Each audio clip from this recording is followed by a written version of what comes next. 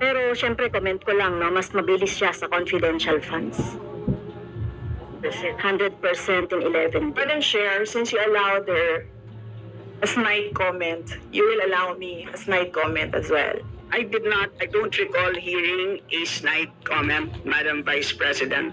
Ang snide comment, that's a matter of judgment. So please proceed with Secretariat, Madam Chair, I would like the Secretariat to repeat the first 3 lines of the correct Point of order, Madam Chair. Point of order, Madam Chair, kasi parang... So let's please proceed with the answer.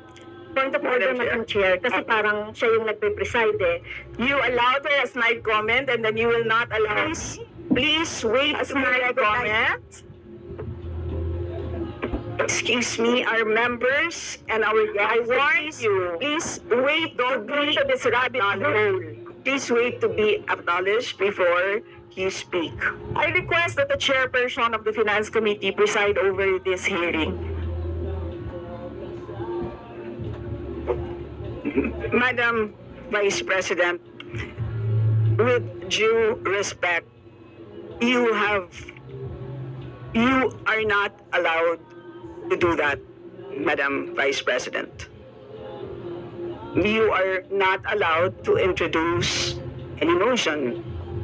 You are a research person this hearing, Madam President. I did not move, ma'am. I requested as your resource person, I requested So the your chairperson request is of the denied, committee. Madam Vice President. Madam Chair, the topic in the invitation of the House of Representatives to the Office of the Vice President for this hearing is the 2025 budget proposal.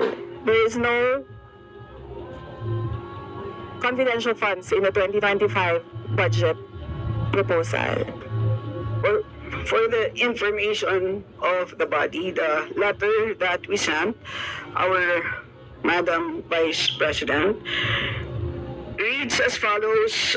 In the second paragraph, we noted the following topics to be discussed. Item number 3 is comparative budget allocation and utilization rate from fiscal year 2019 to 2023. That's item number 3. So I can provide you copies of the letter. So clearly, confidential funds spent in 2022 falls squarely within that. Ang gist lang na nakuha ko na nasabi kanina ni Representative Luistro.